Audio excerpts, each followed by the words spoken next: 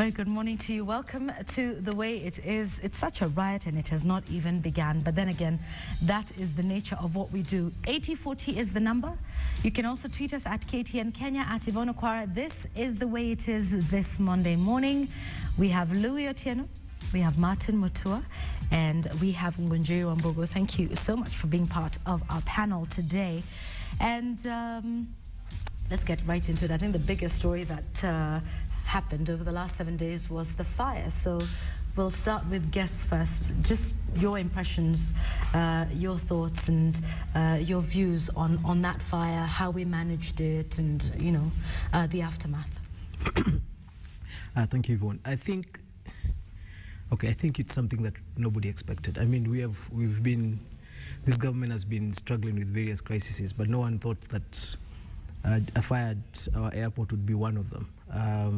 It was interesting to see, first and foremost, how unprepared we actually looked for something like that. But then I guess also the fact that even in that unpreparedness, the reaction time in terms of getting the airport back on track and getting the flights start going out happened pretty fast. I think the first day when the flights were stopped and nobody seemed to know what was happening, I think was a hardest thing for a lot of Kenyans to understand. And I think we all stood up and we could understand. I mean, things have failed in the past, but I don't think we've ever envisioned a situation where flights could stop. You know, we always thought, yes, that a fire, some part of the airport can be shut down, but for the whole airport to get shut down was a bit strange. Right. When we talk about the communication and how that was coming out, obviously very different, because now a lot of the information that even we were getting was from, you know, the official Twitter handles of the ministries involved. What did you think about that? I think first, maybe, I guess that's part of the reason why they had to reorganize government communication more or less nearly immediately after that, because there seemed to have been a gap in how information was coming out. But I also think it caught everybody by surprise. The situation where the president, IG, CSs are there, nobody really knew who was supposed to be speaking out to the public. And then I also think that they did not have enough information about what was happening to be able to communicate. All right. Martin, I did hear a conversation. We had one actually here last week with Dismas Mutua, and he seemed to think it was a lapse on the part of the presidency for him to have rushed there in the first place. Of course, with everybody not knowing what was happening and not knowing the cause of the fire and whether it was a terrorist attack and the significance of the date on August the 7th. And many people saying, well, what if that was the ruse to get the president there? We had the president, we had, I think, 4 cabinet secretaries, we had the head of CID, we had the Inspector General of Police, all of these people in one place. What did you think about the fact that should he not have gone there? You can understand his fears and worries, because this is the largest international airport east and south of Sahara. And in this part of the world, you have all sorts of international flights coming in. This is the gateway to our foreign exchange, as you can put it. And it's cause for worry if the airport gets shut down. It means almost half of the world is going to, which has been depending on us, is actually affected. So you can understand the fears and the worries that the president had. He had to be there because he needed to show solidarity, that for sure he's also is not very happy with the goings on. So it touches at the heart of his government, and he can't sit pretty at State House and wait for things to happen. He needed to get it firsthand. So for me, I don't think it was, he either jumped the gun. He just showed the seriousness of the matter as it was. So he had to be there and to coordinate. As you can understand, this government is just sort of crawling from their elections. So they haven't gotten there. For me, maybe the foot is not yet on the ground properly, and stuff like this maybe were unexpected. And he had to really show leadership. For me, I don't think I would fault him for that. The other fellows I would fault, if you ask me. If you want me to go ahead. We will get there in just a moment. Louis, do you agree? With what? Do you think the president should or should not have been there? I absolutely agree that he should have been there. And my reasoning is, even though this country is not totally enjoying the power of electricity, even though the country doesn't enjoy the power of instant and available communication. There are certain institutions and establishments that are synonymous with the presidency. They show leadership, they show control. You're talking about KBC, you're talking about Parliament, you're talking about the airport. Even for a larger number of the population who've never seen it, never been there, and never been on a plane, they are aware there are certain things that for them to be functional, it means the president is working. There's a government that is working. So even beyond just being there to marshal troops, beyond just being there to try and sort out the element of communication, he had to be there to show the country, I am still alive, I'm still the president, we're still in power, and we're here. So beyond the fact that we're under threat, do not worry about that. Let's concentrate on what has actually happened. So for me, it was actually a huge political statement beyond just the technical aspect of going there to mobilize his troops, because we do know that there's a lot of challenges. As Martin has said, we will go into that in great detail in terms of who did not do what they were supposed to do and who wasn't meant to be there. And I will pass also for the moment for that. But for him to be there, only somebody who doesn't understand the things that are indicators in this country that show that there is a government in place would challenge his presence there. Okay, all right. So should have been there to show, one, he was alive and all was well with the presidency, among other things. Okay, so let's talk about the challenges. And of course, now that investigations are being done, I guess there will be a lot of questions about our response times, who does what, who's responsible for this, and indeed the probe and who should chair that as well. Ngunjiri, first of all, you think in the way we handled communications was sort of a test in a good way, perhaps, that now we learn going forward? Okay, let's start with the fact that I think we failed on that communication aspect. And I think it's interesting. You know, we've all come to think of the airport and KQ as synonymous. That's right. So, and KQ tends to be pretty good on the ball in terms of communicating when they have an issue. So this particular aspect, it took a while for people to actually understand it's not a KQ issue, it's a Kenya Airport Authority issue. And I think on that one, they completely flanked the issue of communication. We were getting information from other sources.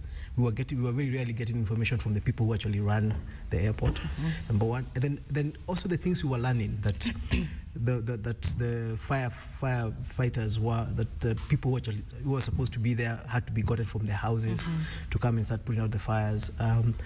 There was a bit of a lapse between getting information out to the firefighters and first getting electricians to come and look at where the fires had come from. Getting water. Getting water in buckets, you know, just watching those army guys walking around with buckets. Martin, you should not have painted that picture.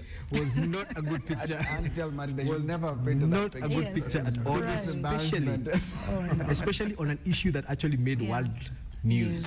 That's right. And you're watching our army guys walking around with green buckets, you know, and carrying water in green buckets. It tells you that, you know, a lot of the times emergency situations are supposed to be preempted. You're supposed to have gone through a drill of what happens in case this happens. It was quite clear nothing had ever been done of that nature in the airport. Nobody had ever done a drill of what happens. I was actually reading that most people do drills for a plane disaster, in case the plane crashes and there is a fire. But perhaps not much attention was paid to if there was a fire at the terminal, for example. Well, the response time, by the way, is supposed to be 4 minutes. Even, I just thought I'd let you know. I think even they don't even have a fire extinguisher inside the airport.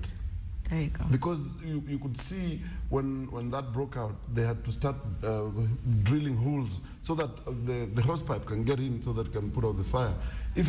Because when the fire started, just small, if there was a fire extinguisher around there, the smoke detectors should have kicked off, you know, and wartime phones. There's a whole lot of things that went wrong. Right. I have friends who work at the airport, and they really told, who are even working at that time, and they told me the information firsthand. It started just a small thing, and they called in the electricians. The electrician came, they checked, so this thing is going to get out of hand. Then they went to look. They were told to leave. They carried their handbags, they're carrying their belongings. They left, thinking that when they're just going out here, and this thing is going to just be put off, and they will be back. I'm told the electricians went to look for the firefighters. The firefighters were nowhere to be seen. That was at 4:30. I'm told when BA and KLM leave at midnight, these chaps take off and they go to sleep because those two airlines would not take off if the firefighters are not there. Right. So when they went there and these guys are not there, they have to be fetched from their houses so that they can come.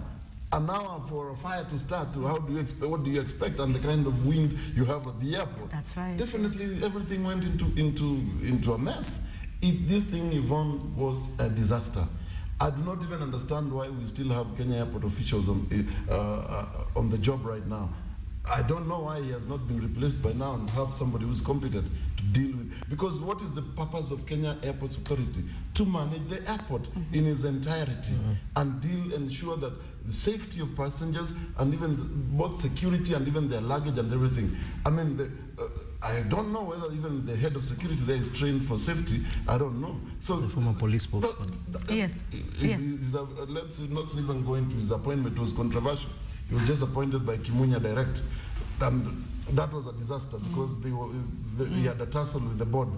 Even the appointment was crazy. So it's something that needs to be dealt with. I mean, there's no way right now we could say that the Kenya Airports Authority managed this thing well. They didn't even manage it at all. Yep. It was a disaster. Why would the president have to come and check what is happening? Kenya Airports Authority should have been there in the first to deal with this matter. Who's the face of Kenya Airports Authority, first of all?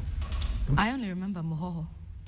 No, the guy who's there now is called Gishuki. Yeah, but I only remember Mohoho, and he's the past. I'm not sure I'm very familiar with the current face of the Kenya Airports Authority. About the bush. Yeah. The buck stops with the managing director of Kenya Airports Authority. Did he handle the situation well? No. Why didn't the workers at the Kenya Airports Authority not know anything to do with the drill for fire? I always recall here, periodically we have those drills here at the Standard. And even if you happen to smoke anywhere around here, alarms go on and everything. Well, this is an international airport, for heaven's sake. Why wouldn't there be safety measures to safeguard all this? Unless you're telling us this thing happened on purpose. That would be a very dangerous perception for anybody to think like that. But it shouldn't be that way. When we talk about even now the speculation that came out of that, you know, I was surprised by some of the allegations anyway, but, you know, of course, everybody will remember just what had happened. It was really a bad week for the Airports Authority. First off, it was what happened with duty-free shops, and then we had the airlock system that prevented, you know, the free flow of fuel, and that delayed passengers quite a great deal, and then that happened. But then, of course, everybody started saying, could Patney be involved? And then I heard another one, which I know I'm not supposed to give my opinion, but I just found it ridiculous that it could be the former Prime Minister that was involved. I mean, but really? Yes. Really? Can you? Anyway, you know, let me tell you. but Kenyans have the fertile imaginations. But let's talk about what that. We know for a fact, historically, if it was arson, if it was an act of terrorism, if it was an act of sabotage, the country will not be told that. There's no sitting government that is going to concede to Kenyans. We messed up and some chaps came in to get a fire and they're not our friends. What is the statement they're making? They will do the typical rigmarole and then in the end will be told electrical fault, human error, heads will roll. No stone will be left, whatever. We know the drill. Nobody's going to stand up and say this is what actually happened. Martin has said it very well. You start with the question of competencies.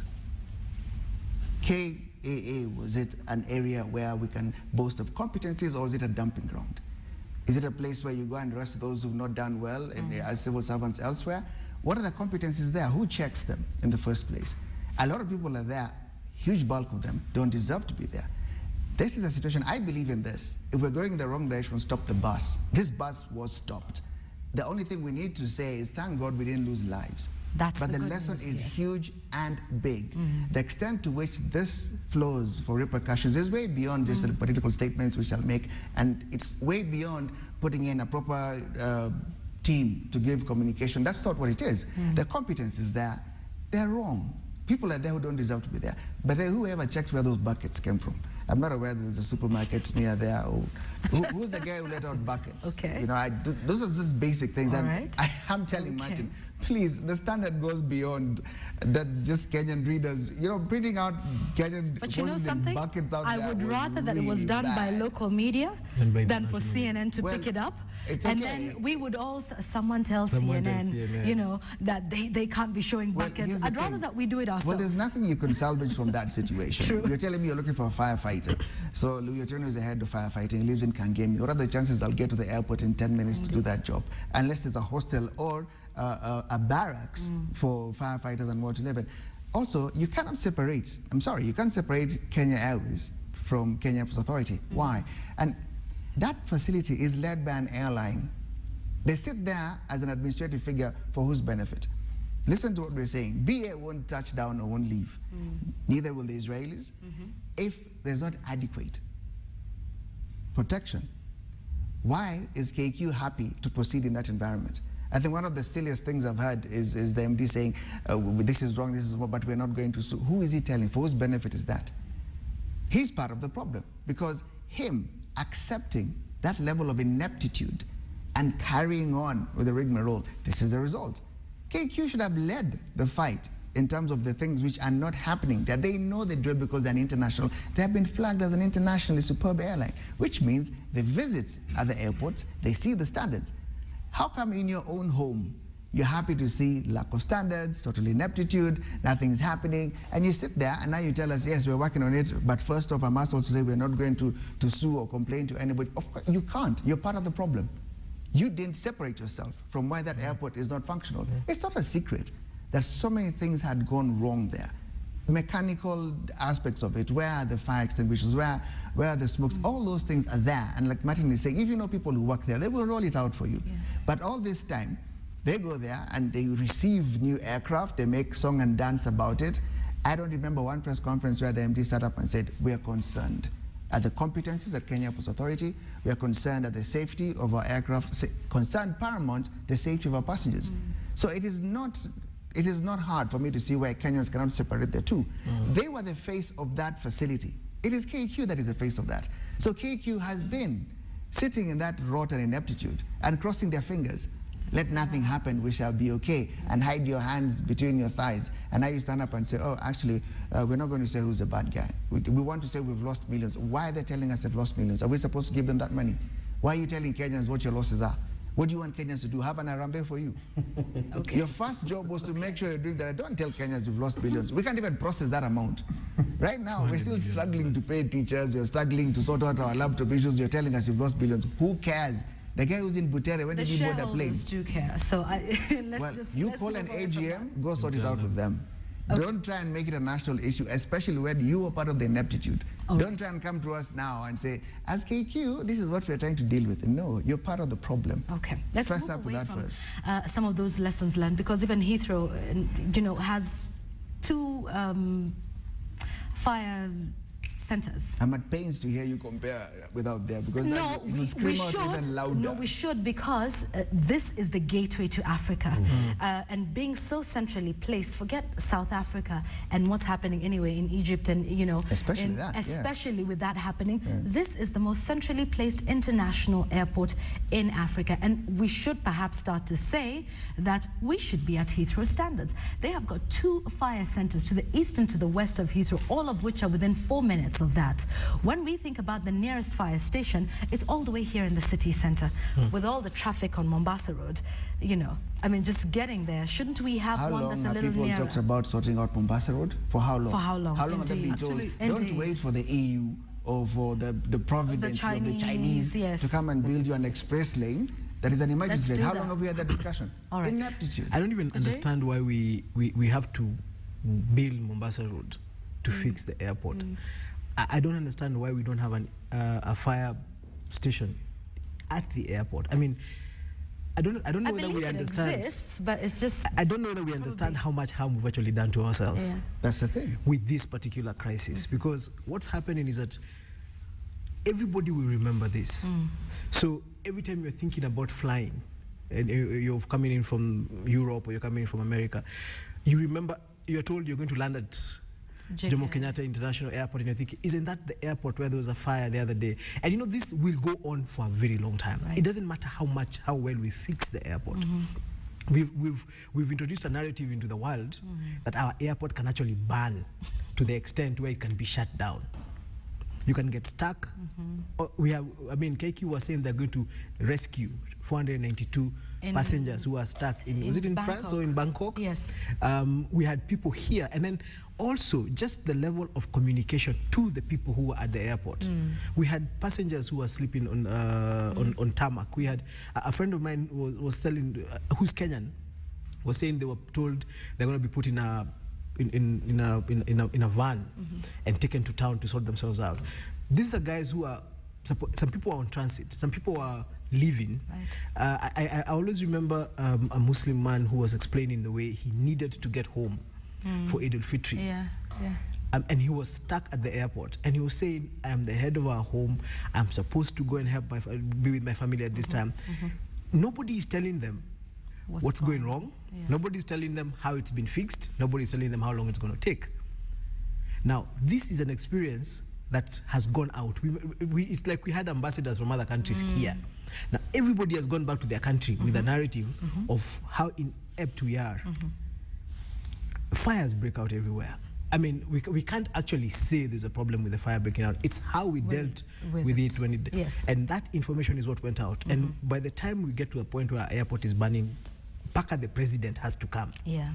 Can you imagine anywhere else in the world where the airport has burnt until the president had to show up and it was not a terrorist attack? Yeah. What are we saying? And how long are we going to take to recover? And what are we going to do to recover this? Is even anybody thinking about what we need to do to tell the world that we will never let something like that happen again?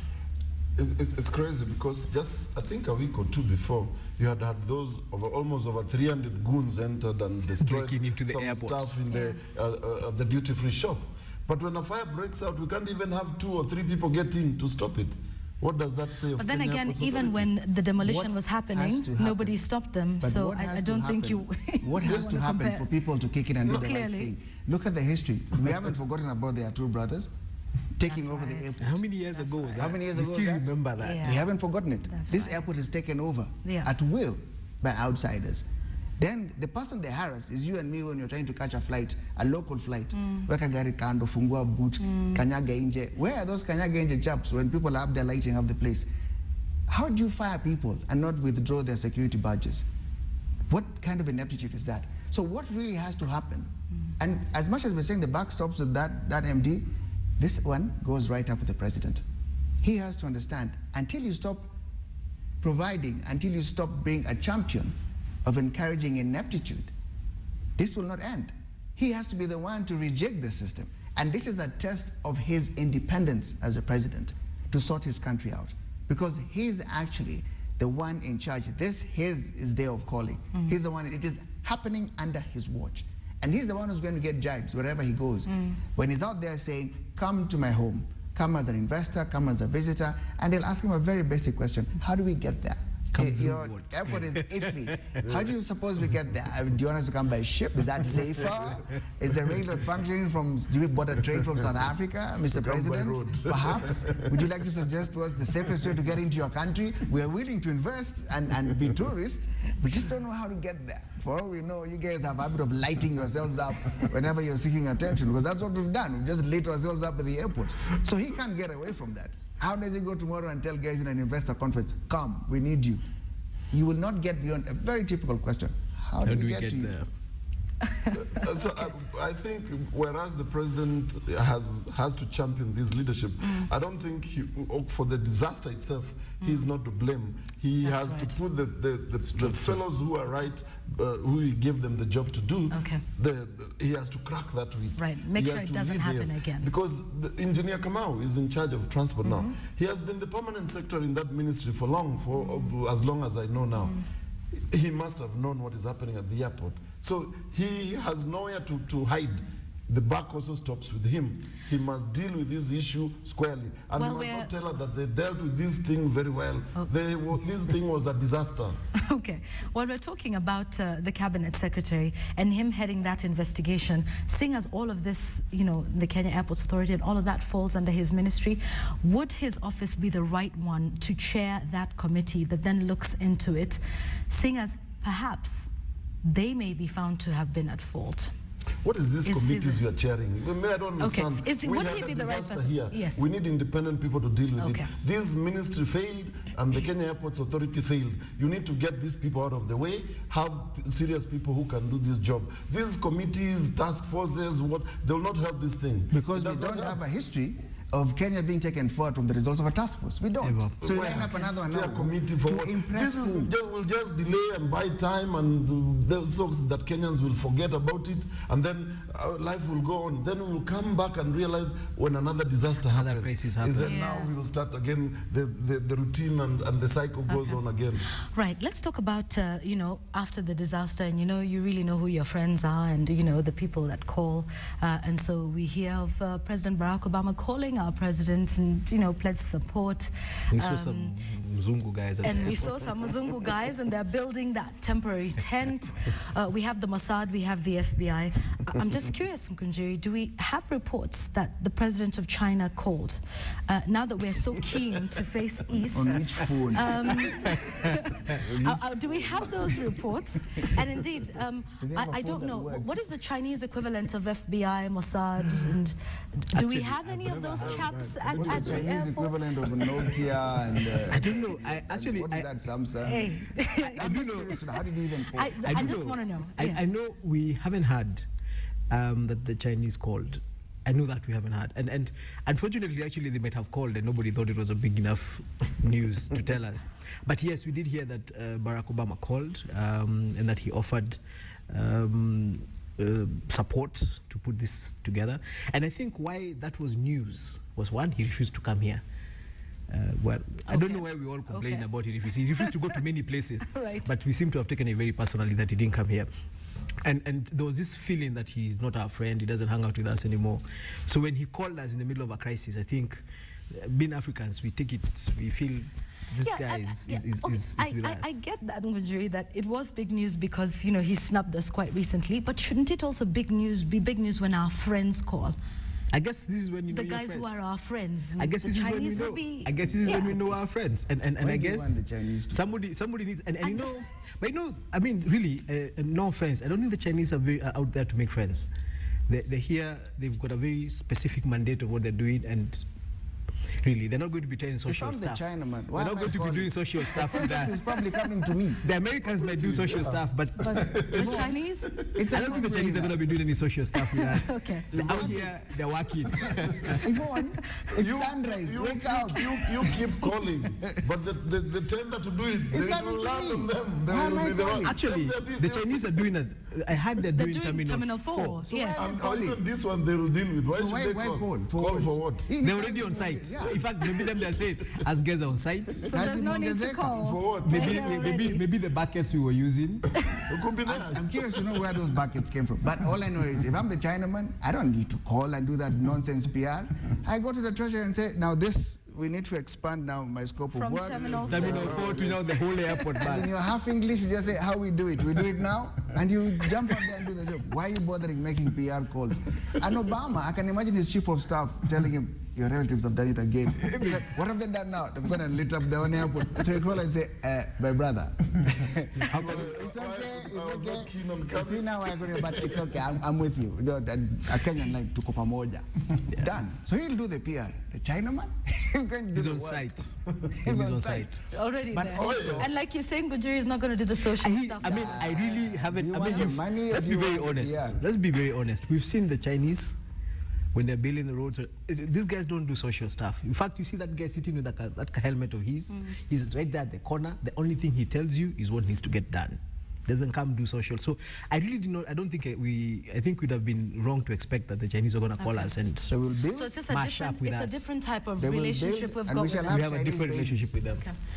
And Chinese babies of Mombasa Road as and well. I think if I'm not wrong, either this week or next week, the president should be heading to China. Yes. So why would they call? Also, why call? Because it's going there yeah, anyway. Okay. we They have a small business, memo. so they call in their own way, and they don't need to be hyped up. So the cause for worry for us is not who calls or who doesn't call. It's what we do with our institutions, how we run them, whether we should be proactive rather than reactive. Because what happened here is that now we are trying to do postmortem and manage a crisis which are already Aftermath, erupted. It should not have Yet happened. it shouldn't have happened in the first place. Like you're saying, I agree with you, in terms of standards, we should be comparing ourselves with Heathrow, Amsterdam, those kind of international airports. What are their safety measures? That's what we need to learn from. Actually, I would want to know what are the standards of safety that Kenya Airports Authority has set up. That would be my cause for worry, to know what safety measures they have, how have they inducted their employees, how do their employees do periodic fire drills, stuff like that, because that ought to happen every other day.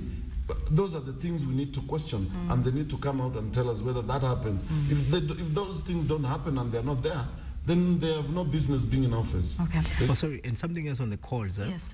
Not every person who calls you is doing it to show they're your friend. Remember, one of the things that came from the call from Obama is that now everybody knows we messed up. Okay. So when somebody calls you, sometimes they're not calling you because They're your friends. they're your In your friends. face. They're calling you to put it on your face. Right. Dude, Rub it in. really, you don't seem to have this thing together, do you? I mean, so now the airport has banned. It's So now we'll help you. so yeah. Okay. It's not always, the call might not always be for help, and that's why I say maybe the Chinese did this another way, and they didn't go to the public to say that we've actually reached out. The people who went to the public, the people who go out to tell people they're helping you when you're in trouble, are not necessarily... Fair point. Yes. Fair point. Fair point. Gotcha. While we talk about our relations with other countries, and let's talk about the Chinese for a moment. Let's stay with the Chinese. Because I think it's in the Daily Nation, and I don't know if my director can just get us a shot of that. It's in the Daily Nation today, I think somewhere page 4 or 5, and we can take a look at it this morning.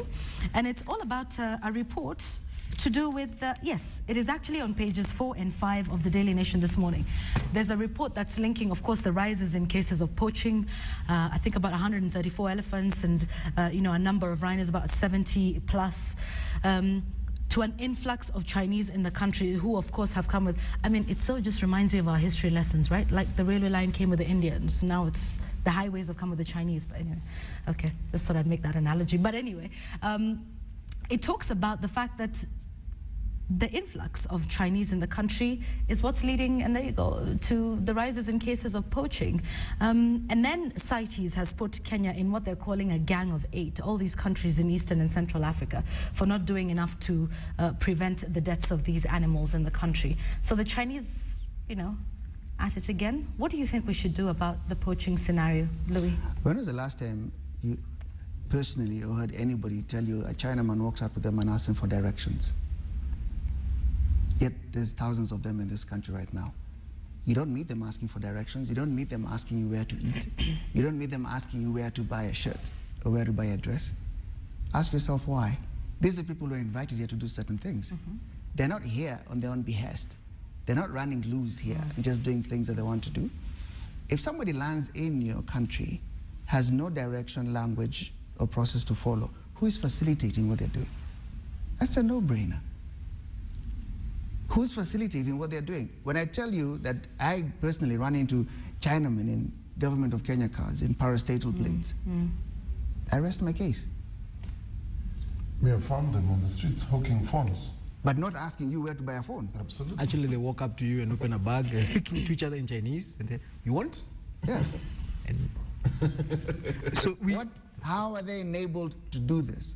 You can't even go to Tanzania, our neighbor here, and start running loose. You'll end up trying with your 2-cent Kiswahili to ask for directions. And they're taking over real estate as well. You know, there's this great but wall, let's there's the not hotels, pretend. there's that one that's near Yaya Center. What are they called? Very ugly one. Actually, let's not pretend that they're doing this of their own initiative. Right. That it's like the people who docks at Mombasa and walks out to find who are the locals. Are they armed? Are they not armed? How do we deal with them? That's not China's relationship with Kenya. No. These are people, everything they're doing is being facilitated. So let's not be the ones who'll act dumb and say, jeepers, the Chinese are all over the place. Where do they come from? Let's go plug that hole. Really? And we okay, of course we should not get carried. We should not get into the it's all, what does it become for Chinese? Xenophobia. Yes. So we don't want to get into that. That's right. However, but it's actually an issue of concern at how much of our economy and our systems are starting to be managed or processed through Chinese systems. And I think it's important for us to ask, what is the agreement? As Louis said, somebody is in charge of this. Somebody is in charge of facilitating them to do these things. Now, what we do not understand is the agreement that you'll get our ivory. What is it that you're getting in return? What is it that they've been told? You come here, do this for us, and in return, we will do this for you. And as you just pointed out, that connection to ivory, and yes, it's, in fact, even in cartoons, I'm noticing even in cartoons, the joke is every time ivory is taken off, is disappearing, there's some Chinese connection somewhere. Yeah, I mean, I think we need the to hear. biggest market, you know, for ivory and all of these rare animals. I mean, it is the biggest market, without a doubt. Have we had anybody from our government putting them on notice or saying, look, you guys are fine, you can come here, you can build our roads, you can do whatever you want, but please, we are watching you. What is happening? I mean, we are speaking about it. We've got a 2-pager in the Daily Nation today. Which government official has picked that issue and is talking to the Chinese embassy and telling them, you guys are messing us up? Or is it happening? But that's what I'm saying. Look at the markers. Look at the typical markers. Everyone here has troubled. And I say, look at the closest examples. Tanzania, Uganda. Can you imagine yourself getting into an accident in Kampala or Dar es Salaam? The way we're sitting here, the fear you'd have. You're driving in a foreign country, you've hit someone else's car. How will you have that conversation? But now we have Chinamen here who hit your car and tell you what's your problem. They're now not paying bills in the local restaurants and bars. What do you think can give rise to that level of bad behavior? What is the entry point there where a Chinaman can tell you what are you going to do about it? Ask yourself, how does that happen? That only happens in the same way a child is only insolent when their mother or the father condones it. And so that level of insolence is being condoned, is being perpetuated at a level where they know they've been placed above you. And that's why they'll run riot over us and do what they want to do. So my challenge is not with the Chinaman. The Chinaman has been invited and is being facilitated to do what they're doing. My challenge is with who's writing that ticket. That's my challenge. So the brief that they're given.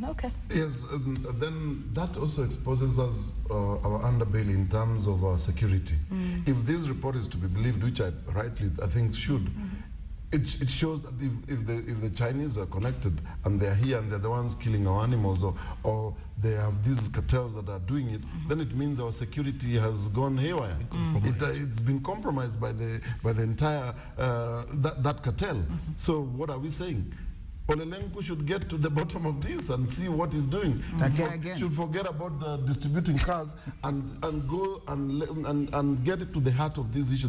There should be a connection between the internal security and the Ministry of Tourism, and be able to deal with this matter and find out where the problem is, and also bring in the KWS.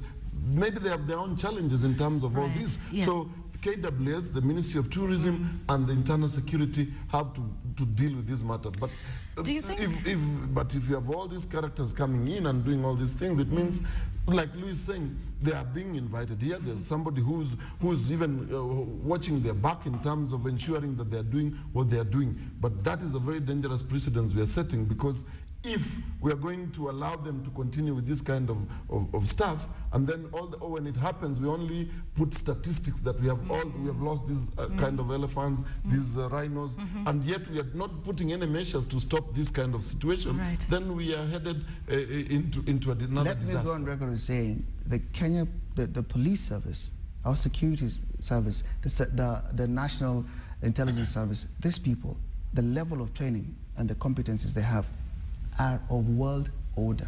Yes. These people have all those competencies, they have all the equipment. Now, look at that scenario and then understand you cannot drop an elephant with a homemade gun.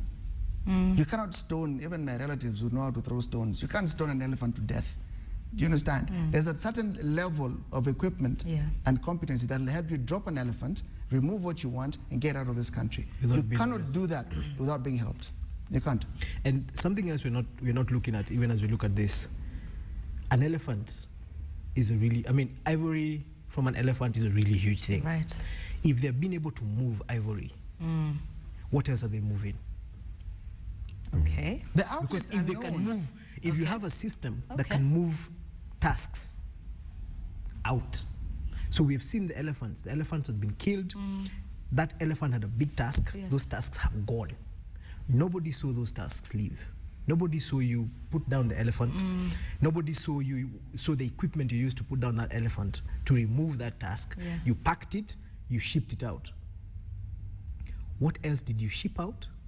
What else have you shipped in that is much smaller and much more dangerous than the ivory? And so yes, so this ivory is going out and coming. This ivory is going out. Guns are coming in. What else is happening in that process? It cannot happen void of government facilitation and intervention. When we talk about local authorities, like chiefs, for example, a chief, as much as we laugh at chiefs and criticize them, these guys, they're very, very powerful, they're very effective. In the same way that a chief will know who made Yvonne pregnant from the secondary school. When the teacher runs off with an underage girl, we rein in the chiefs. Remember that time we had an argument about what the deputy president said in that place, and I was saying, I'm not impressed until he fires them. You must understand, in the same way, that place where the elephant is, it is a locality. There are people around that place. Now, if you go and get a chief to tell the truth, they know what they've seen. They know who has slipped into that place and slipped out, or literally walked in and walked out. These are not phantoms. I don't think they're slipping in. They're not phantoms. So please, stop taking Kenyans for a ride. That this is a phantom situation, and now we need intervention, we need help from all of our friends and not so good friends to call us when we have messed up. We cannot go and say now we need help, and we know the very parts that are being used, the equipment that is being used, and like Ngunjiri said, if we put an elephant tusk here, we'd all sit behind it, and the camera won't be able to get our shot. How do you spread that thing out of the country? Important questions. So it goes to, right now you're putting the president on the spot. He has to deal with this. I mean, anyway, he chose to become the president. So we will all, when they're tough... He took the job. He took the job. When they're tough decisions to make, he has to make those decisions. So he must know how do people, who are these characters in his government who are facilitating these people to do this kind of thing that they are doing. And he cracks the whip there. There's a very simple thing about our airports and stuff that moves in and out. We've got dogs. We've got some of the best dogs. Oh, yeah. Sniffer dogs. Yes. Now, somebody once made a joke and said, especially the ones that are trained to sniff out ivory, you know you can't bribe a dog, eh? I keep dogs. You can't bribe a dog. You can't tell a dog, let this bag pass. This one don't bark. So we've got handlers who handle these dogs. That's right. So when ivory moves out, where is that dog? Who's handling that dog? How is it that you can get some people and not others? And we have dogs at the airport all the time. So there are questions. There are a lot of questions that need to go into this whole issue of ivory. And yes, if you're going to save the elephants, then what you need to do is make it extremely expensive. I don't know what we do with the guys we actually arrest with. There was that Chinese official individual who was charged 30,000 shillings. Slap on the wrist, which he promptly paid by the way. You'll even give them... I mean, you can even give them another 20 G's. You give them $1 million and you feel so the new wildlife bill also needs to be... Idiots. And when Kenyans understand, we should stop this ride. It's an idiot ride that needs to stop. This is something that is actually being... it's being facilitated. And then a deal goes sour. And some loose container, they jump a loose container in Mombasa and they make a song and dance about it. They call cameras and people and say, we've just busted a container. But do you know, Louis, Yvonne, do you know how many elephants have to be killed for you to bust that container. That's right. We know we actually That's don't true. look at it. That's true. So you've got this container that you've busted. That has and you're so many. so happy we stopped the tasks. The issue is it's not about stopping the tasks How from many elephants living. had to die? It's stopping them from killing our elephants, because there's no need of you stopping tasks from living and then burning them at some place. The elephants are already dead. The elephants are dead. You know, you can't get the task and then take it back to the elephant and then put the elephant back. So but if you're focusing on stopping the tasks from living, you're really not doing the job. The job you're supposed to be doing is stopping them from killing our elephants.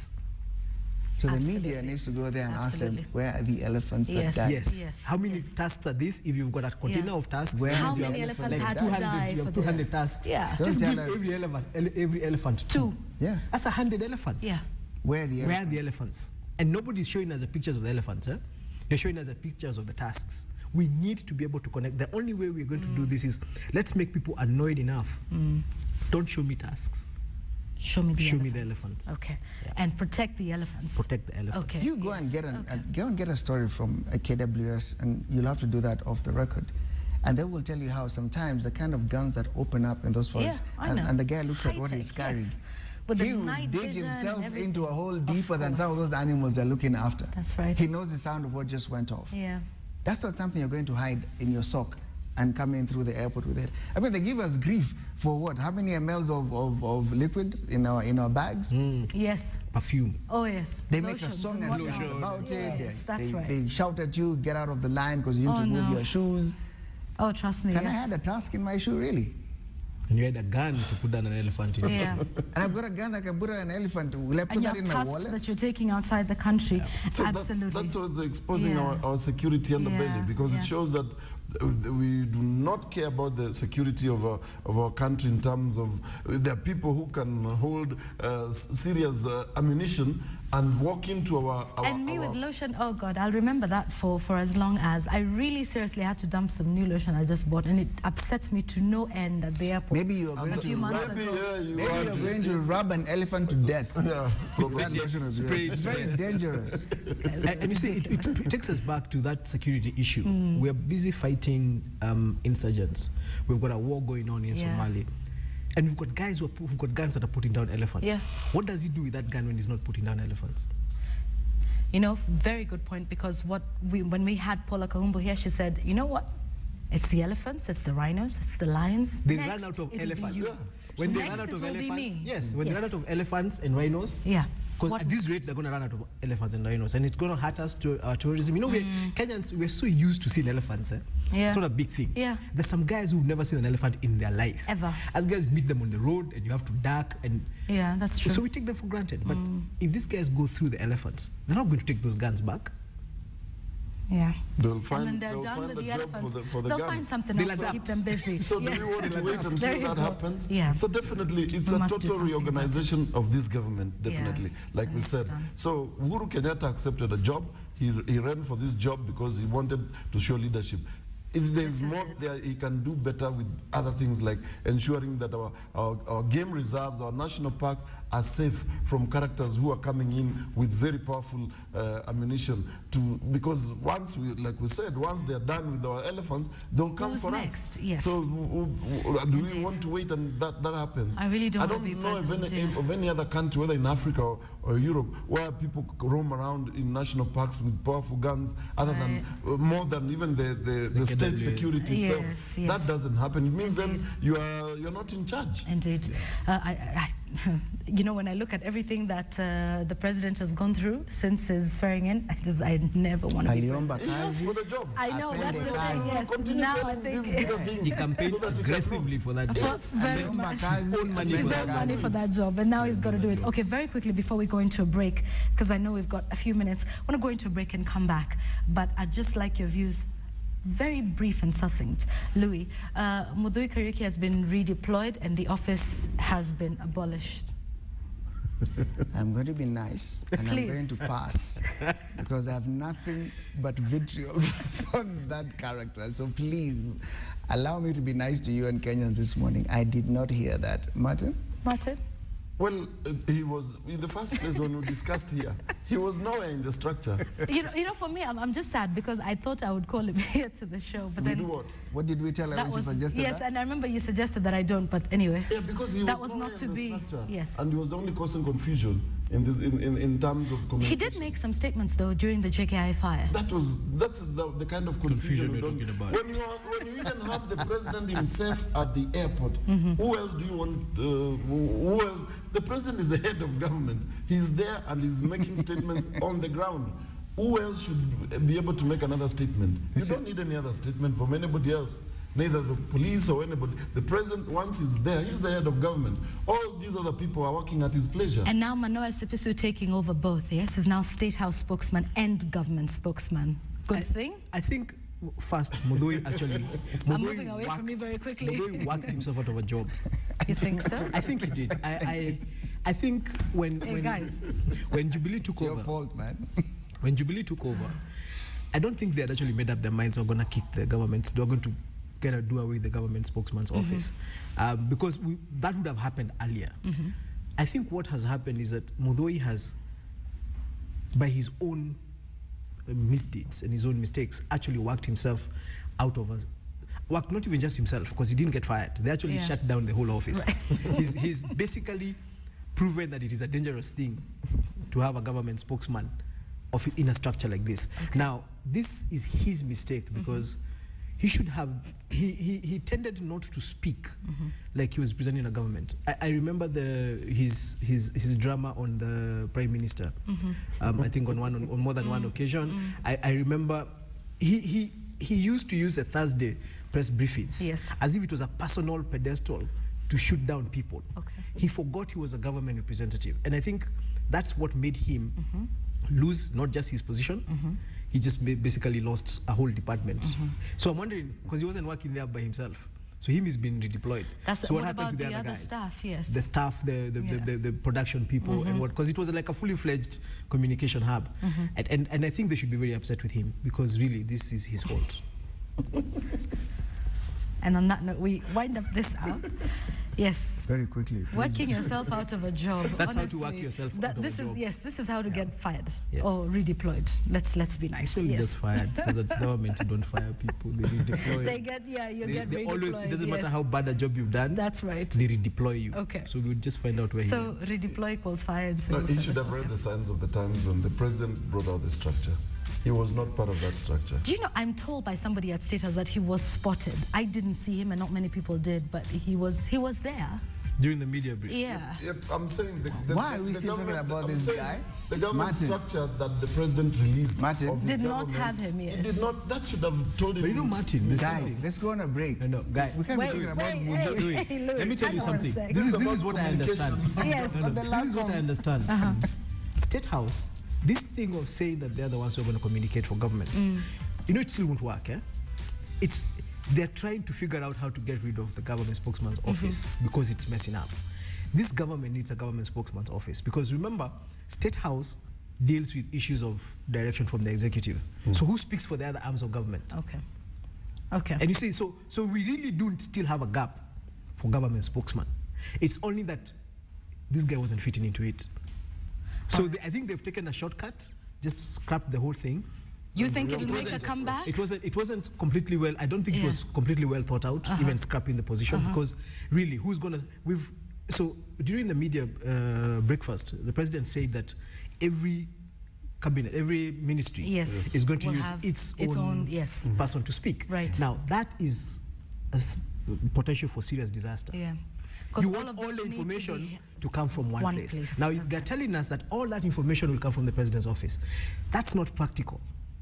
You still do need a centralized place for communication to come from. Okay, I've heard a rumor that perhaps the office may not be completely abolished and we may see a comeback. I think we just need to redeploy I have had a chance to have a chat with Matiang'i, the information secretary, and he confided that he's building up a a government press center, and just ensure that, I mean, a place where the centralized information is going to come from. So I think it's in terms of abolishing the entire government spokesman thing. I don't think it's out of the way. Like, maybe I'd agree with you now that maybe they were finding a way of trying to get rid of this guy, but now Matiang'i, maybe you'll have a chance to invite him and talk about it. He's saying that they're going, actually is already working on that particular aspect.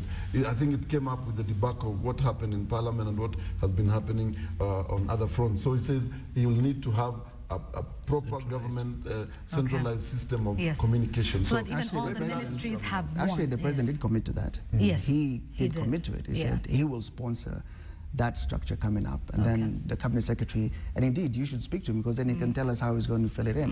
And what Ngunjiri is saying, the danger about having everybody speaking from different, you'll have a tower bubble. That's one. But also the twist of that is, if you then take all the information and own it, then we're very clear on who to point our guns at.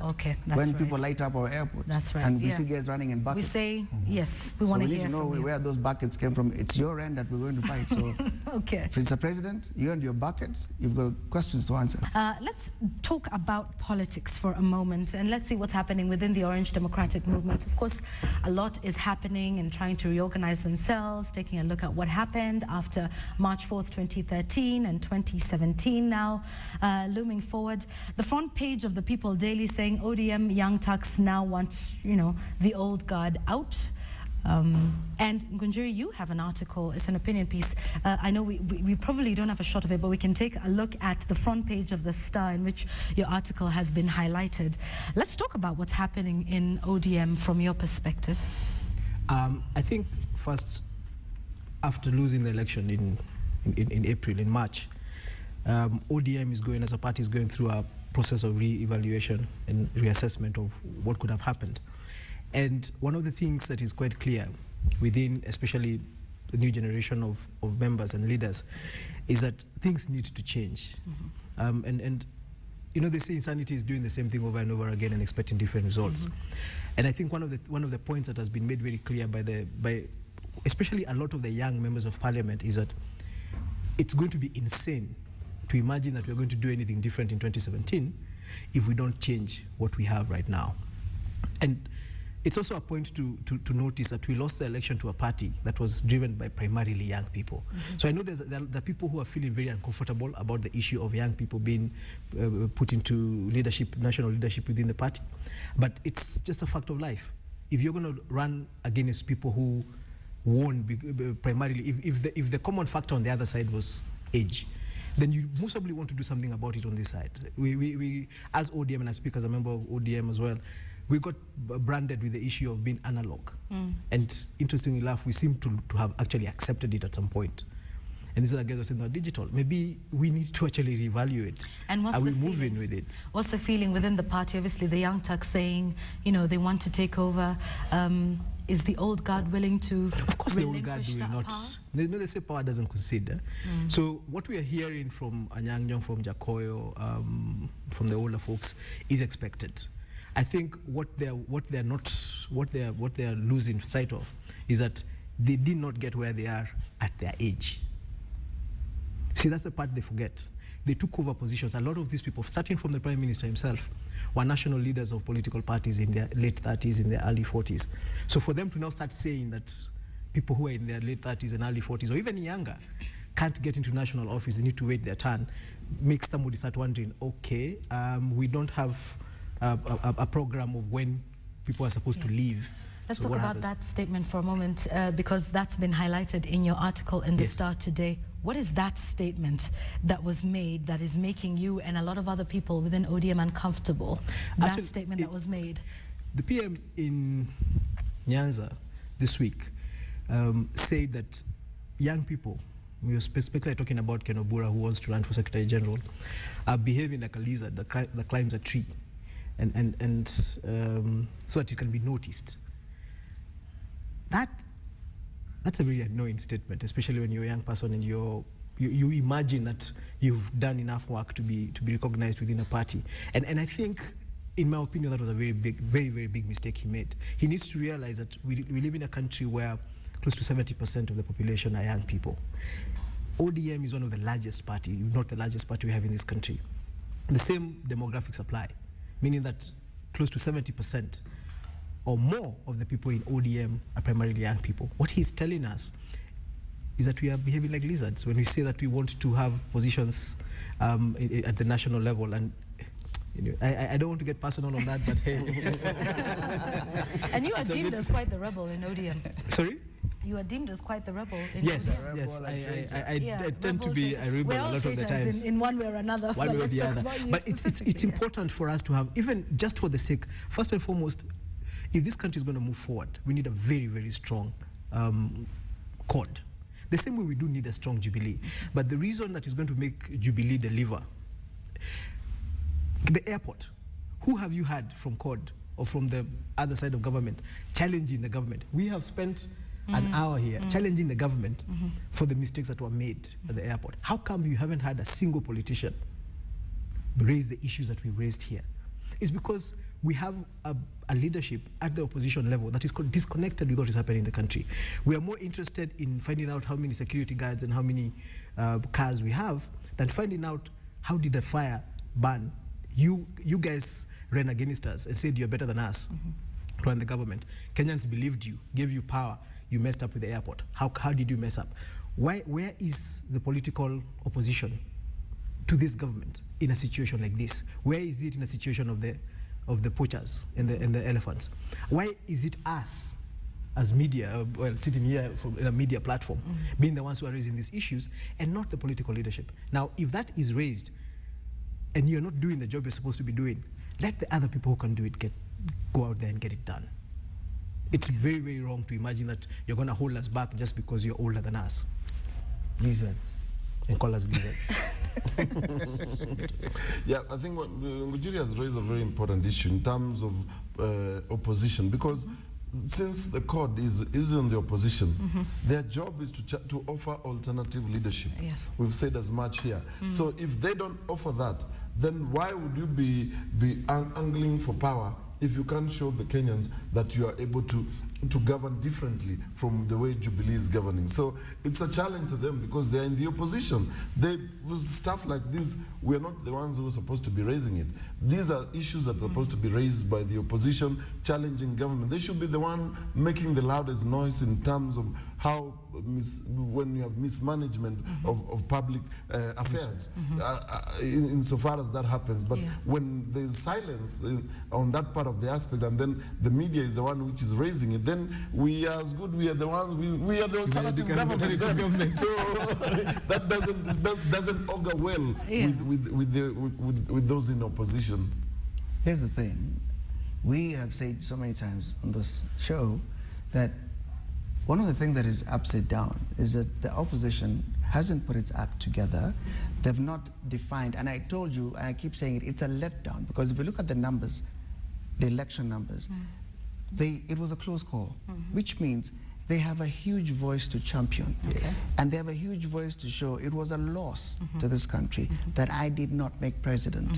But right now, I do not find even a single argument that makes me feel Raila should have been president. Because you cannot wait for Jubilee to mess up and then jump there and say, this is not right, this is not the way it should be, and you're not giving me alternative thinking. The other reason I find these people also inept as opposition is you have a sitting government, a Jubilee government, that is bungling every week and giving you an agenda. All right? In fact, like we talked about the Makweni, and not to stretch that story, but one of the things that will remain fact is the senator there did not campaign of his own innovation. The Jubilee government campaigned for him in the way that they were bungling and goofing off. And right now we can still tick off the boxes and see in what ways and what fashion that the president's boys are goofing off and giving these guys an agenda. But even with that fodder being presented to them on their table, they can't even carve it out and make it an agenda for them to champion and tell the country this is alternative thinking in that place. So both of them are goofing off and nobody's sort of mapping it out and making good sense out of it. When you have a leader of ODM saying people should wait in line, he's not one to wait in line. who has a history of one Raila Odinga waiting in line. Yes. He's known to get up and say, I don't see this thing going right, I'm going to offer an alternative lane. Now, that is a precedent he's set to the people who follow him. And it's the greatest irony for him now to stand up and tell people wait in line. When did he ever wait in line? It's not about him putting people down. It's about him showing those people, I can lead you. You can still believe in me. I still have a plan. That is the argument. The argument is not going back inside, cracking the whip and calling people names and telling you cannot, especially when the people who you are claiming are still in leadership are not doing anything admirable. They're not doing anything to win the hearts of Kenyans. They're not doing much to have Kenyans start their own conversation where they say, we miss Professor Nyong'o, we miss Orengo there, we miss this people. Who's saying that? Nobody's talking about it because we don't see an agenda that they're championing. So you cannot, as a leader who's not shown precedent of waiting in line, start to turn around to your own people and say, wait in line. Why should they do that? And we know very well the country's numbers indicate very well that is where the power is. So even the young guys in ODM, I think it's foolish for them to also hope that one fine morning, these people wake up and tell them, you know, we've had enough of this, take over and run with the baton. It won't happen. In fact, they should follow the president of their leader. You want it? Take it. There are avenues available to you. Don't cry to the media. Don't cry to Kenyans and say, we are trying. What do you want Kenyans to do? Come and show you how to do it? You have the facility. It's constitutional. It is legal. It is non-violent. There's a way for you to actually win that war without running and being crybabies to Kenyans and start saying, if the fellow calls you a lizard, show him different. Don't whine and cry about it. You have the numbers, use them. It's a simple, that's the argument that Jubilee indicated to them. The numbers are with the youth. Use them. It worked. Now, if really CORD and ODM has numbers who are younger than the leadership, why are we wasting time discussing the process of handing over? Ngunjiri, get in there and take over. Ngunjiri? I think the message that needs to get out, and what is the message, especially from ODM and within and the greater CORD, is this is not about youth and young people and old people. It's about putting our best people at the front line. I think it's quite clear in the last election we didn't have our best people in every place. Otherwise we'd have done a lot better. And what the young people are saying is, let's get out there in the race. Let me compete with Anyang'o. Let me compete with Jakoyo. Let me compete with so-and-so. And then if he beats me, then he's going to be the best person as we get to the next election. But then what we have been told is, no, don't do it, let so-and-so stay. That's the first thing. The second thing is, we've got a government that has run for over 100 days. One of the first things we would have done as opposition is create a structure that mirrors the cabinet. But we don't have a shadow cabinet. We don't have one. 100+ days. We don't have the person. We just have a huge shadow. Yes. Hanging over. We should have somebody mirroring Matiang'i. We should have somebody mirroring Kamau. We should have somebody, so that when he makes a policy statement, you counter that, and then sometimes you can actually originate a policy statement and say, if we were in government, this is what we would do. If we were in government, this is what. That's how you run an opposition in preparation for the next election. But that's not what we're doing, and that's something else that the opposition needs to really think about very seriously. Finally, parties.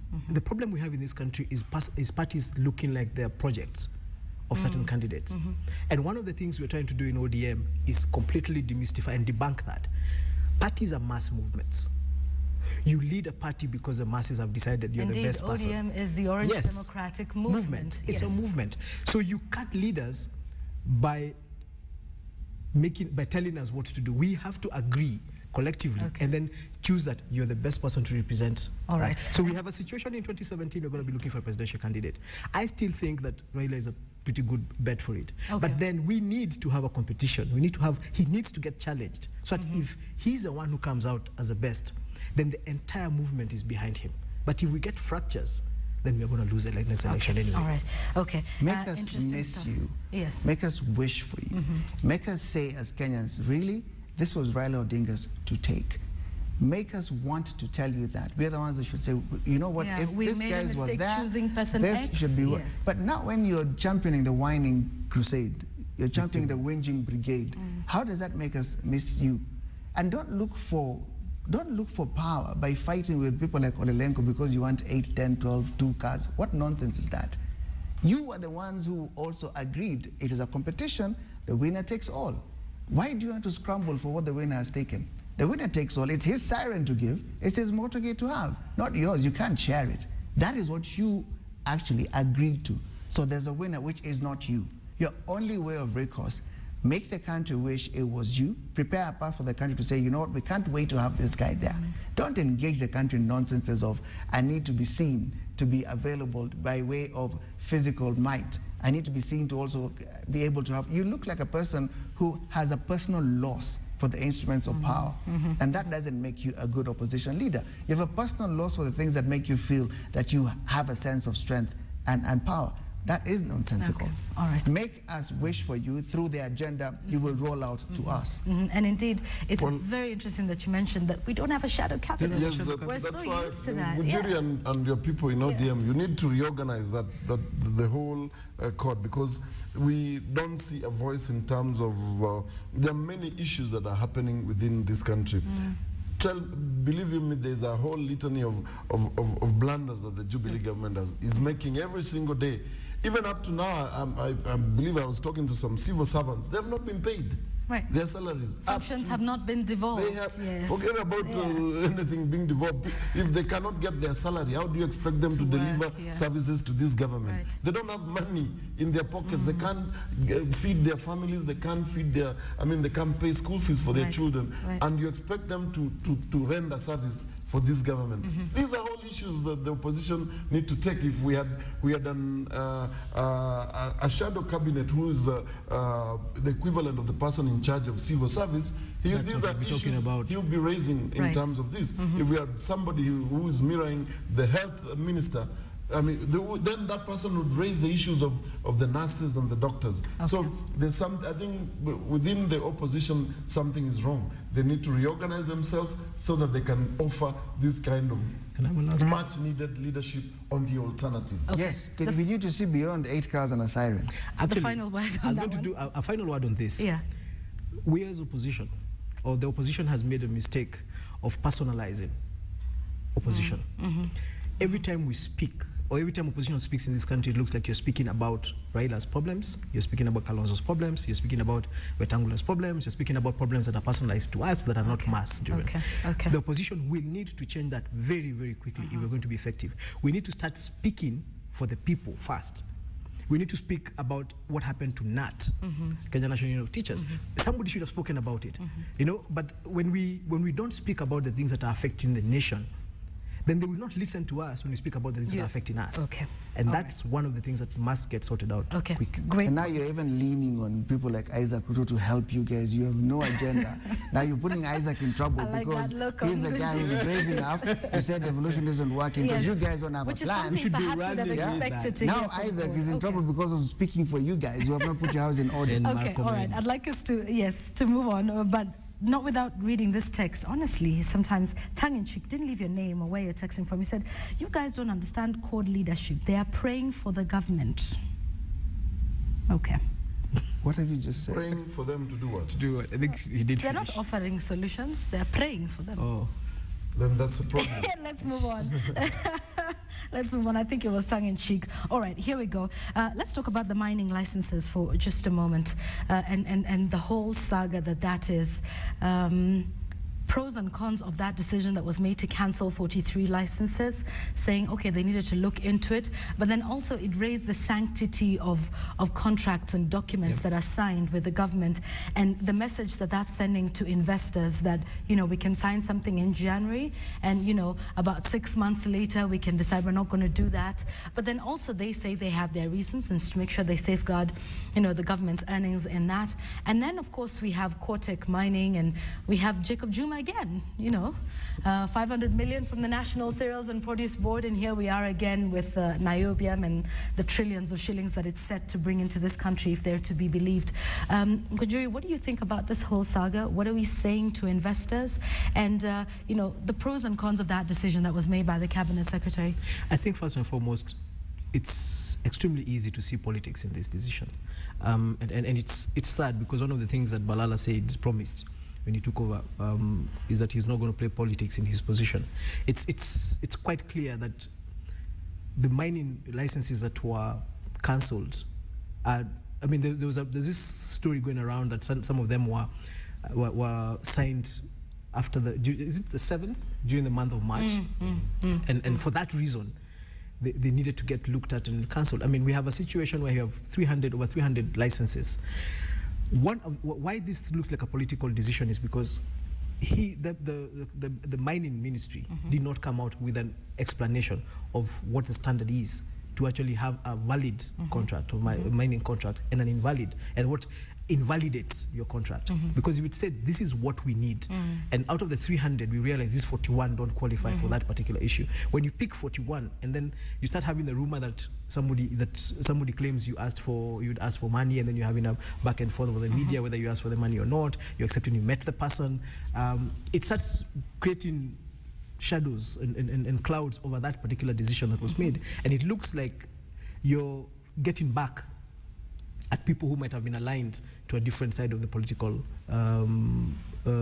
divide in the previous government. And that sends a really bad message to people moving forward, especially international investors, because you're telling them you must be on the right side. If you make a mistake of supporting the wrong side, then you're going to have a problem with your contracts, you're going to have a problem with your licenses, you're going to have a problem renewing. This is not even a renewal. This is a mid-term cancellation of a contract. Here's the interesting point about that, though, because when these mining companies sign contracts with the government. Yes, not with a particular side of the government. Not with a particular side of, I mean, you know, not with Jubilee or Cord or PNU or whatever. Yes, and you know, one of those, I guess, that got their mining license cancelled was Aliko Dangote's company. He's the richest man, you know, in Africa, and has massive investments in Tanzania, Burundi, and other countries. You know, in mining, in cement, in agriculture as well. Good thing, because it's not just now the international in terms of the West, but you know, also our African investors. Well, the government can choose to move in the direction that it wants. It's up to the government, the kind of structure and policy that they have put in place. It's up to them to drive it. But they must be alive to the fact that all these things have repercussions and consequences in terms of how you move forward. If you inherited a particular contract that had been signed by the previous government, you can't cancel it because you are the ones who have just come in. A government process is not like you can say that its personalities. No, it is a policy that cuts across, and whatever government when it comes in, it has to take over whatever the previous government has done, and you have to move with it because it's a valid contract that had been signed. But on this particular aspect of the mining, well, before we never had a mining ministry. That's right. We never had, these things were just being done. Surprising, yes, and we have so many minerals in this country, obviously. Beats me. So I think, first and foremost, it's a good thing the Jubilee government did this, so that we can safeguard our minerals. Not that maybe they were not in a proper structure in that particular, in that point in time, but after this, then definitely I would believe if they play politics with this, then it's not going to be a good thing. But if they put the proper structures and the policies, and people need to know what it entails, what are the structures within the mining ministry, and even the bill that is coming to Parliament has not even been passed yet. The amendments that they are putting. So if they put that into law, Kenyans need to be aware and alive of the fact that this is what it entails for. If you're an investor, these are the standards. This is what you're supposed to do. And if you're supposed to come and mine the minerals, what is the government getting out of it? How are Kenyans going to benefit? All these structures need to be in place, because as at the moment, I think things are very hazy. When you talk about, you know, the royalties for a moment, because people are complaining that what the proposals are now, that we get 10% of those, you know, as royalties. They're saying that's not even international standards and practices, which are about 3 to 4%. So, you know, is it saying to the world that mining here is very expensive, and you know, or is it something we can decide to do anyway because there are minerals? If that's what they're putting in, I believe this whole bill, there has been stakeholder forums to discuss and have them an input into it, because even the Constitution demands that if you are putting a law into place, the stakeholders and the public opinion must be sought for the information to be there. If that is the case, and comparing with the international standards, then it's up to when it comes to Parliament for legislation, all these things will have to be put in place. So if by putting in 10% and you think that is how the government is going to gain and the Kenyan people are going to gain out of it, so be it. Me, I wouldn't have a problem with it. But if you are putting that in place at the behest of just a few individuals, and yet you're going to hurt the entire mining industry, then that's a problem. Because we could end up dying with our minerals unmined.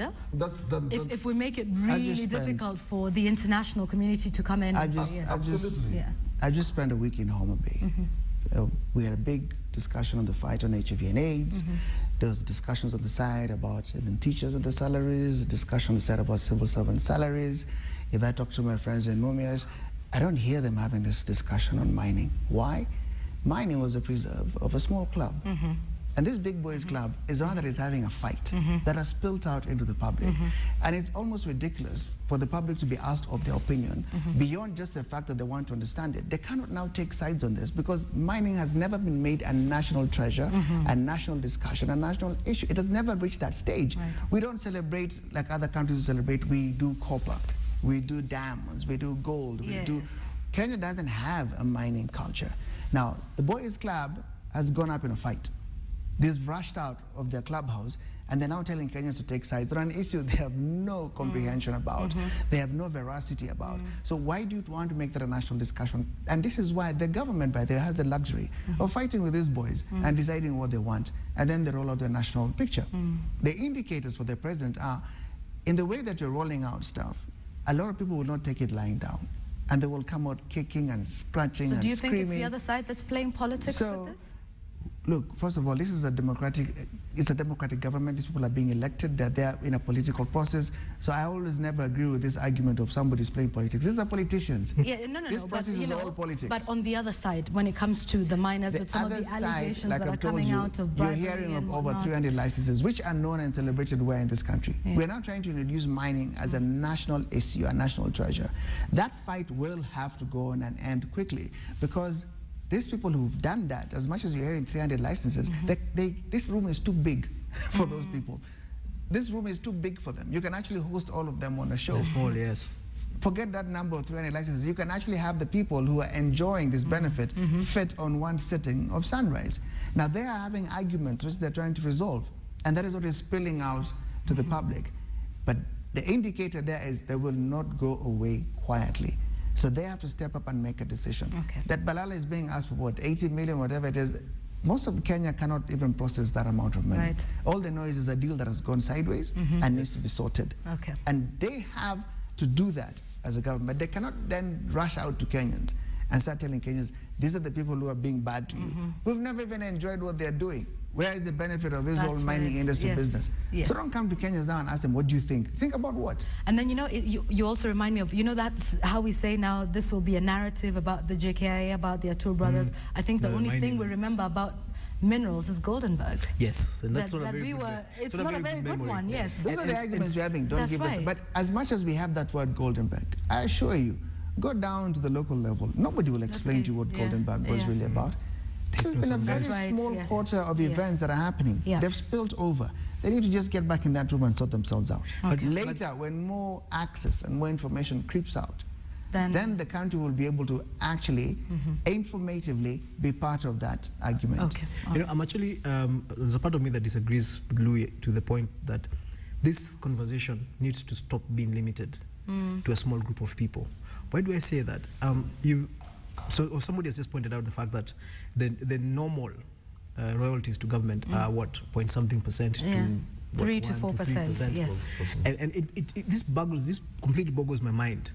So you come into our country, you mine our stuff, then you give us 0.3%. 3% actually. Up to 3%. Yeah. And 3 or 4. A part of me is really first I would like to know whether that is a percentage that applies to the West. Apparently, if you go and mine in America, you give them 0.3%. If you go and mine in Europe, will you give them 0.3%? Or is this an African?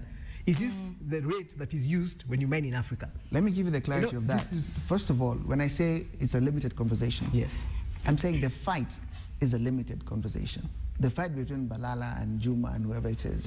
Because we, as Kenyans, we cannot participate in an 80 billion shilling discussion because we don't know where that came from. Yes. But the conversation about how mining can become a national treasure is a national discussion. Yes. And they can roll it out in the way that they tell us this is how to get involved in this industry, this is how to get involved in this process. And this is what it can but do. collectively, as Kenyans, when we now get a rollout of how we can get involved in this mining conversation, when people start clowning in the media and start telling us about 80 million, 10 million, what we now can actually have that argument with them and tell them this is not what is supposed to protect. Okay, all right. Allow me to interject now because I'd really like us, we have, what, 5 minutes to go. And this is the point at which we will be frog marched out of here when we run out of time. That's actually, we have 2 minutes. The mining thing has been limited to that discussion. That's, now you've got You just had to put your word in there. But there's a question I want to ask as you move us on. Very quickly, yes. Mining. Yeah. We know about Dangote. Yes. We know about, we know about Rockefeller in the States. So who are the mining magnates in Kenya? I mean, this country has been mining for a long time. Yeah. So which Kenyans mine? And that's a very important question because we're not saying that we should all benefit from this mining, but which Kenyans are benefiting from it? And if we don't know them, if they are covert, why are they covert? We should, if you're doing a job in an industry, we know Manuchandaria in manufacturing. Yeah. If you're in mining, let us know the Kenyans who benefit from mining are so and so, so and so, so and so. If you're not telling us, then there's something wrong. Okay. Or if the only magnates who are making money from mining are from another country, then there is something wrong. All right. Okay, so interesting I questions. think we should benefit as Kenyans. Yes. Take it, pay the tax for it. That's what I'm saying. We need to know. Exactly. But we also need to know But who are the leaders. I also get Njuri's point that, you know, we should have more Kenyan We should have faces companies, Kenyan faces that we know. Are so yes. And so. Yes. So I get where that argument is coming from because we've run out of time. You will each have 30 seconds. Very strictly. Louis, 30 seconds. To mine. No. Guys, Point 30 of seconds caution. for the next 7 days, what we need to look out for, point of caution, final words, whatever it is, fit it in 30 seconds. This is what I'll say today. The president has had the benefit of not being grown up in a culture of deceit, of cracking deals and making this kind of arrangements. Yes, good for him. And I keep telling people, as much as the president will be out there coming for rugby, coming to your Koroga as it is, the way it's going, it doesn't make him, this guy's a prince, he's royalty. The fact that he's hanging out with him doesn't mean he's like you, and Kenyans need to understand this. He's not like us. When he comes to your locality, it doesn't mean he's now your guy. He's not your guy. He's coming out, it doesn't lose his position. Now the thing is, as much as he's gone in there without a litany of accusations of being in one deal or the other, he needs to understand the people he's dealing with, that is their history. The people he's dealing with and sitting around with, they come from that culture of making deals and doing certain things that have made them questionable. So he has to make a decision. Is he strong enough? Is he independent enough to actually take a path where he takes the route where Kenyans see him for who he is? Or is he going to be swallowed in with that powerful cartel of the people who actually make decisions and make things work in this country? He's got to cover his own space. When we talk about poaching, can we separate him from it? When we talk about ineptitude at the airport, can we separate him from it? He's actually at a process right now. He's got to make a decision. I'm watching. All right. Martin? Well, for me, it was a very sad day to see the kind of disaster we had and the way the government, the Kenya Airports Authority dealt with it.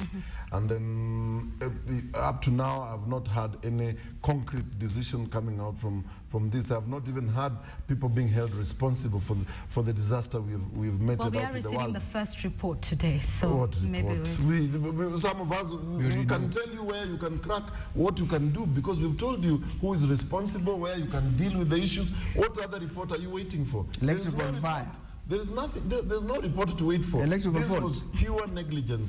Forget about what you're talking about, either arson or what. It's pure negligence. When it broke out, how did you handle it? Okay. It could have been stopped. So, so we're saying, yes, it's how we handled it. Exactly. Yeah. Okay, accidents do happen, yes, but it's how we handle it. Okay. Even terrorist attacks will happen. How do we handle it? The question is, who are the people in place to fight it and sort it out? Okay, all right, you've just stolen 10 of his seconds. Yeah, we agree.